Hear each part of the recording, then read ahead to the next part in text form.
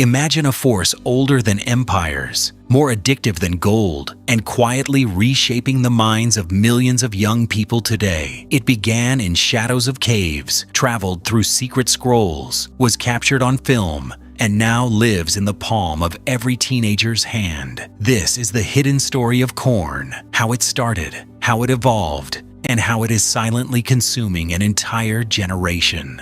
Over 25,000 years ago, humans carved the first representations of fertility and desire. In Paleolithic caves, symbolic figurines and engravings were created, not to entertain, but to honor life, creation, and continuity. These were not pornographic in the modern sense, but they reveal the human fascination with the body, intimacy, and reproduction. Early humans sought to understand themselves and the mysteries of life through these artistic expressions, planting the seeds of curiosity that would echo across millennia. Ancient civilizations expanded on these representations. Egyptians depicted sexual symbolism in their temples and hieroglyphics, linking fertility to divine power. Greek sculptures celebrated the human form, highlighting strength, beauty, and proportion. Romans introduced mosaics and frescoes, often for private enjoyment, blending eroticism with everyday life.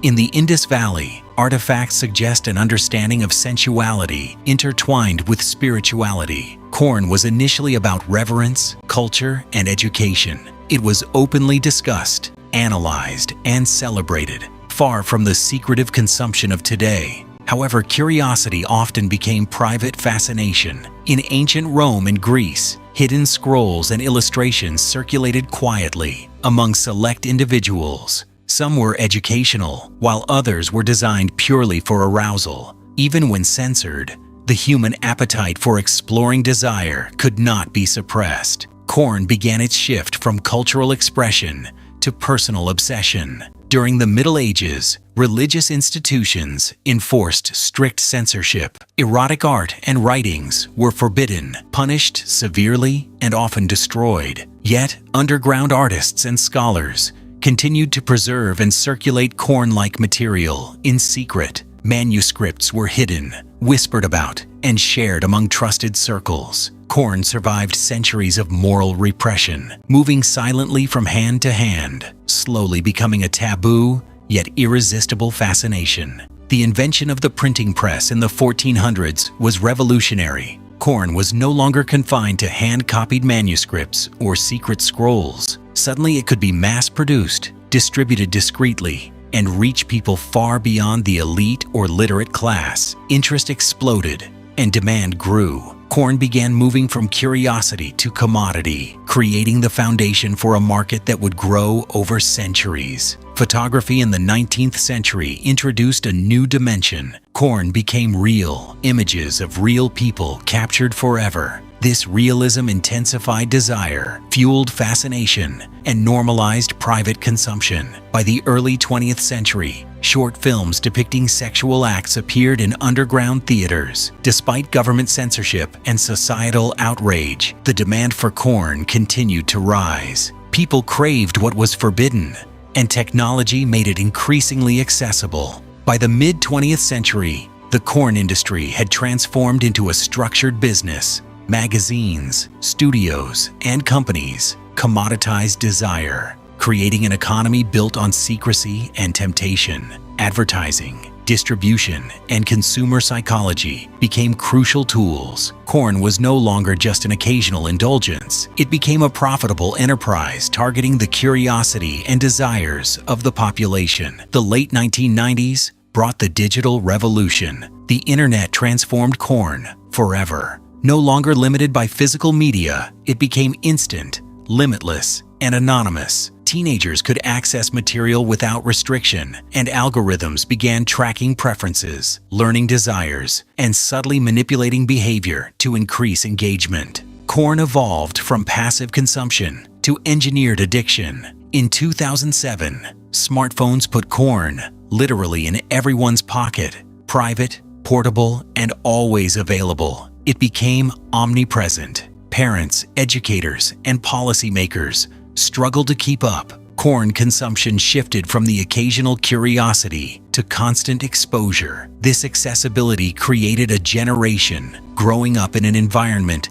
saturated with highly stimulating sexual content. Corn hijacks the brain's reward system. Every exposure triggers dopamine, the chemical of pleasure. Over time, the brain adapts, requiring more stimulation for the same effect. Normal activities, studying, socializing, exercising, become less rewarding. Young people are drawn to novelty, extremes, and instant gratification. The neurological impact is profound, especially on the adolescent brain, which is still forming critical pathways for self-control, emotional regulation, and decision-making. Chronic exposure has been linked to decreased attention spans, heightened anxiety, depression, and distorted perceptions of relationships and intimacy. It alters expectations about sex, emotional connection, and personal interactions. Youth may struggle to form real relationships, often preferring the instant and consequence-free satisfaction corn provides. This is a silent epidemic, growing in homes, schools, and communities worldwide. Socially, corn isolates, real friendships weaken, family communication suffers, and feelings of loneliness intensify.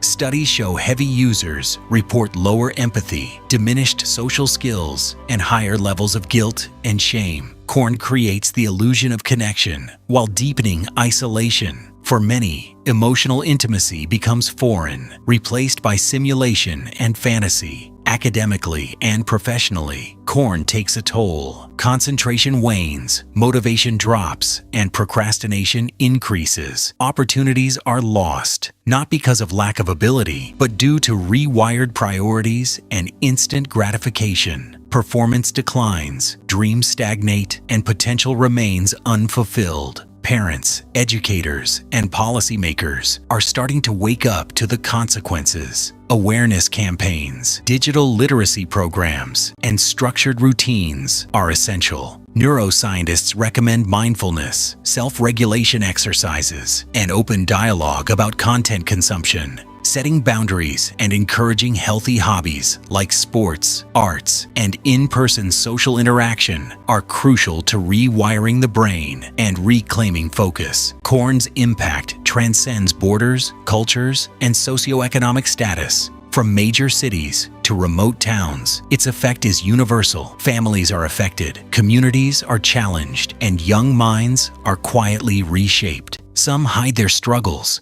Others face anxiety, depression, and social isolation. Without intervention, the consequences multiply across generations. Technology itself is not the enemy. Misuse is. Corn can be managed. Education, awareness, and guidance can transform devices from tools of distraction into instruments of growth. Structured routines, mentorship, and meaningful offline experiences can counteract the addictive pull and restore balance. The story of corn is ongoing. Its influence is vast, but so is the potential for change. By educating youth, promoting awareness, and providing healthy alternatives, society can mitigate the damage and empower the next generation. Every individual has the power to resist, reflect, and reclaim control over their choices. Knowledge is freedom, awareness is power, and conscious action is the key to breaking the cycle. From ancient caves to modern screens, corn has traveled through history. From curiosity to culture, from taboo to addiction, it has shaped minds, altered societies, and tested the limits of human will. The future, however, belongs to those who recognize its influence, understand its risks, and choose wisely. The next generation can reclaim focus, creativity, and meaningful connection,